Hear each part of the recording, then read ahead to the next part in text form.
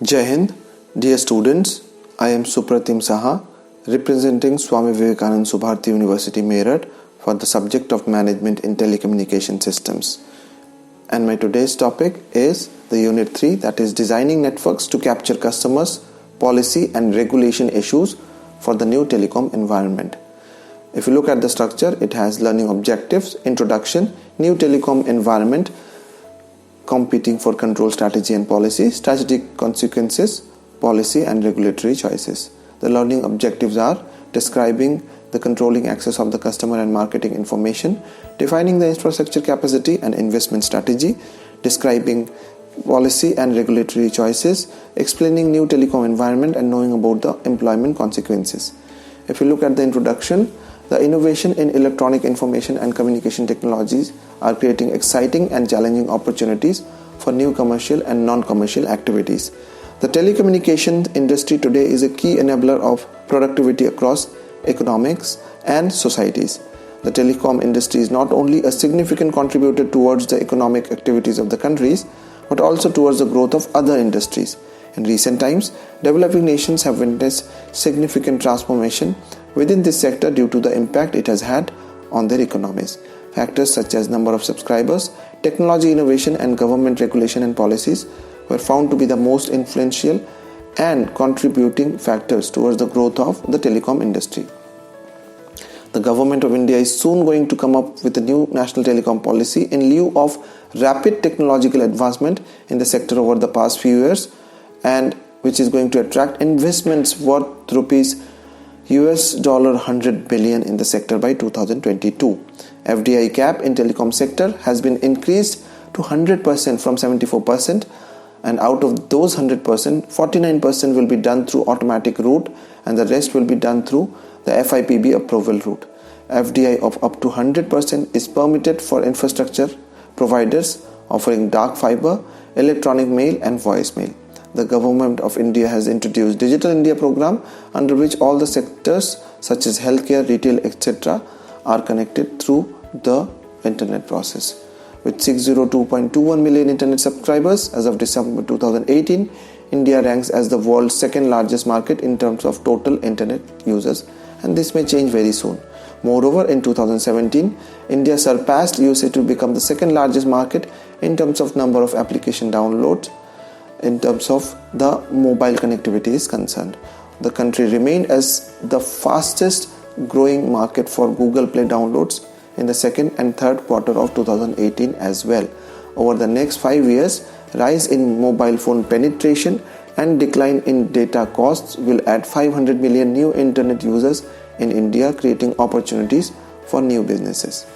New telecom environment includes the business, the government, consumers and labor representatives, and they cannot help but be aware of the powerful trends in the telecom industry on a global level. These trends have major implications for the suppliers of network and for customers. The telecom sector is one of the world's fastest growing industries, regardless of what the indicators being measured according to Washington. From technological point of view, cable operators will be able to offer telephone services, broadband video, HD television and multimedia services can be offered over a broadband. Broadband distribution can be provided by cable operators. Point to multi-point data downloading can be provided by broadcasters as well. 6-fold increase in government depending on telecommunication infrastructure and services in the country is also expected.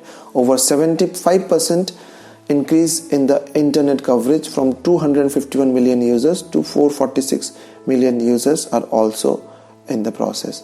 And revenues from the telecom equipment sector are expected to grow to $26.38 billion by this year 2020. The number of internet subscribers in the country is expected to be doubled by 2021 to 829 million, and overall IP traffic is expected to grow fourfold at a CAGR of 30% by 2021.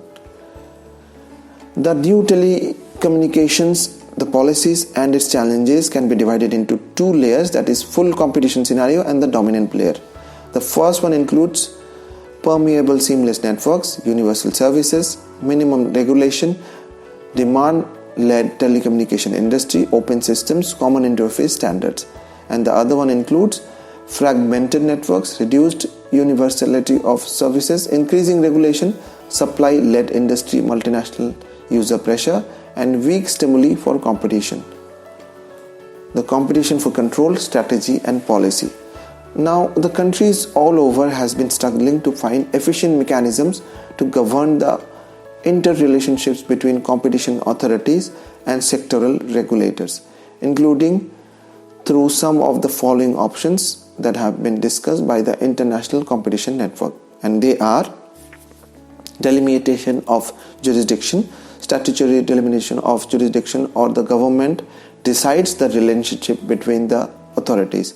Authorities could also agree on de facto assignment of lead jurisdiction to migrate overlaps. Organized cooperation. This includes mandatory consultations or referrals, possibility to conduct joint proceedings, and intervention in hearings.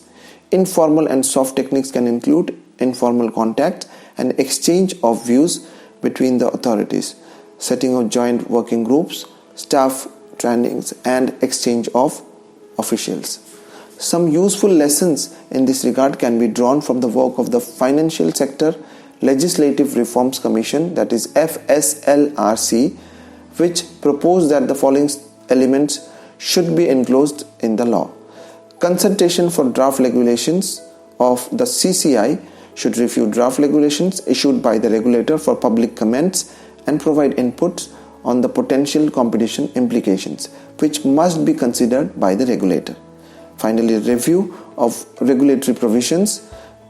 The CCI should monitor and report the effects of regulatory actions and practices on competition on an ongoing basis. This could include conducting competition impact assessments as per the framework put in place by the CCI. Mandatory references to one another along with the ability to participate in relevant proceedings as a non-voting member. The aim would be to draw from the expertise of the other body while retaining full autonomy over the final decision. Memorandum of Understanding to establish the detailed procedures for cooperation, including sharing of information between the bodies, subject to compliance with confidentiality obligations. Pending a legislative mandate, it is incumbent upon the authorities to voluntarily design and adapt a suitable cooperation mechanism. Now, there can be strategic consequences that can include to decentralize the purchasing and decision power both internally and externally because of the essential agile reconfiguration of the cloud. With the availability of the new technologies, the variety and quality of services from the telecom companies and internet service providers, that is ISPs, are increasing. Profit margins are decreasing and the lines between telecom companies and technology vendors are blurring. With millions of subscribers, a variety of new products, bundled and customized solutions, the operational support services like service configuration, order fulfillment, customer care, and billing are becoming increasingly complex. Hence, the cost of handling these operations require resources and different tools, thus increasing the financial overhead. Telecommunication providers need to upgrade their IT and connectivity infrastructure and focus on providing data and voice services that are high quality, reliable, and affordable. Security of the networks has become a major priority over the years for the telcos, and they are facing challenges with the emergence of new threats that are powered by new technologies. One more challenge waiting in the wings for the telecom sector and ISPs is the impact of IoT, that is Internet of Things, that is leading to explosive growth in the connected devices. The growth is generating billions and trillions of new data sources, and thus it is expected that this growth will push the data to be handled by networks to zettabytes per year. Policy and regulatory choices.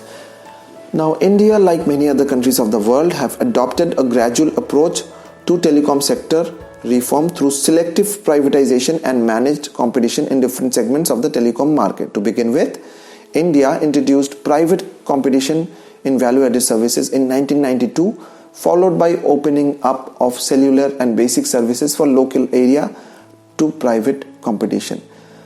The Telecom Regulatory Authority of India was constituted in 1997 as an independent regulator in this sector. Competition was also introduced in National Long Distances (NLD) and the International Long Distances (ILD) telephony at the start of the current decade. Under Section 7 of the Telecommunications Act, the Secretary of State of the DTI is empowered to grant license for telecommunication system. The DTI sets the regulatory framework mainly through license conditions under Section 7 of the Act, under Section 1 of the Act, and the Secretary of State appoints the Director General of Telecommunications. However, there are some exceptions, including one exception in the section of 95 of the Telecommunications Act, that there is no provision of powers for the Secretary of State to modify license conditions, notwithstanding that the Secretary of State issues the operator licenses. I hope this overall chapter has been informative to you, and thank you for listening. Jai Hind.